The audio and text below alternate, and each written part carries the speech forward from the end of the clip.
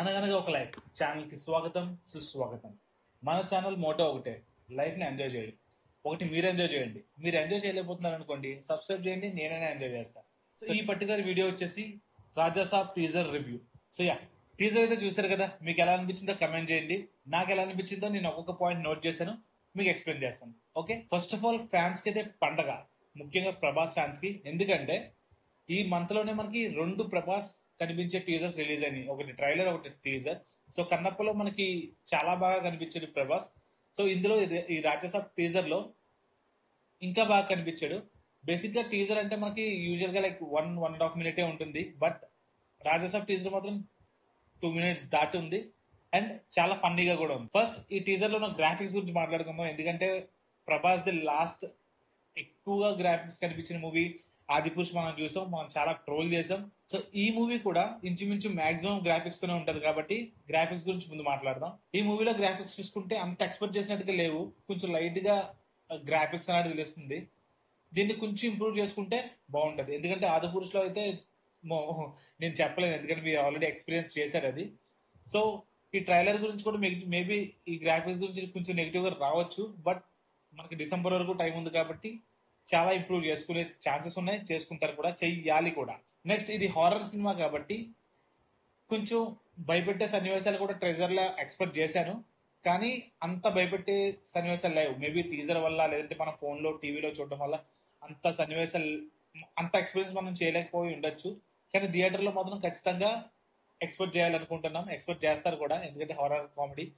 So yeah, complete horror movie చూసి మనం చాలా రోజులైంది. సో దీని దగ్గర నుంచి కొంచెం మనం ఎక్స్పెక్ట్ చేద్దాం.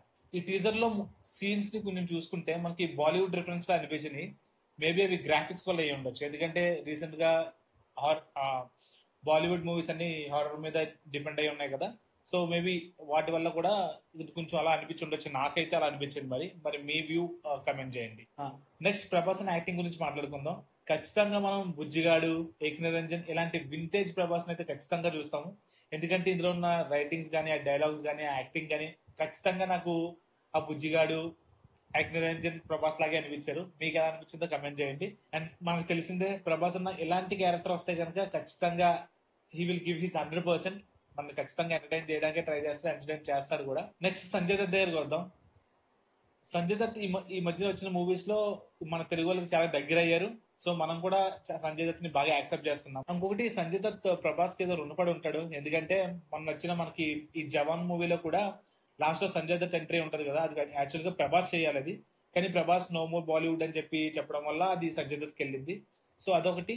అండ్ ఈ మూవీలో ద బిగ్గెస్ట్ రోల్ అనేది సంజయ్ దత్ కి ఇచ్చారు, ఎందుకంటే సంజయ్ దత్ చుట్టూనే ఈ మూవీ అనేది తిరుగుతూ ఉంటది కాబట్టి. So maybe like he's so grateful to Prabhas. Next heroine గురించి చూసుకుంటే హీరోయిన్ 2-3 సీన్స్ లోనే కనిపించింది, బట్ కనిపించిన ప్రతి సీన్ లోనే చాలా అందంగా కనిపించింది.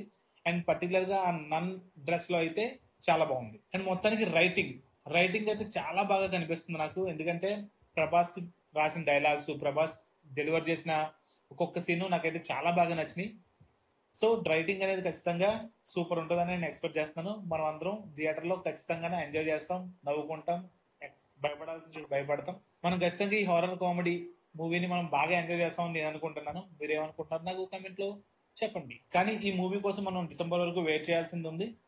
ఈ డిసెంబర్ వరకు మనకు చాలా చేంజెస్ చేసుకుంటారని, ఈ మెయిన్ గా ఈ గ్రాఫిక్స్ లో కొంచెం బాగా ఇంప్రూవ్ చేసుకుని కొంచెం రియలిటిక్ గా చూపిస్తారని నేను ఆశిస్తున్నాను. మీరేమనుకుంటున్నారో ఖచ్చితంగా కమెంట్ చేయండి. అండ్ ఈ వీడియో కనుక నచ్చితే ఖచ్చితంగా నన్ను ఎంకరేజ్ చేయండి, కానీ లైఫ్ ని మాత్రం ఎంజాయ్ చేయడం మర్చిపోకండి. ఒకవేళ మీరు ఎంజాయ్ చేయలేకపోతే నన్ను సబ్స్క్రైబ్ చేయండి, నేను ఎంజాయ్ చేస్తాను. నెక్స్ట్ వీడియోతో మళ్ళీ కలుద్దాం.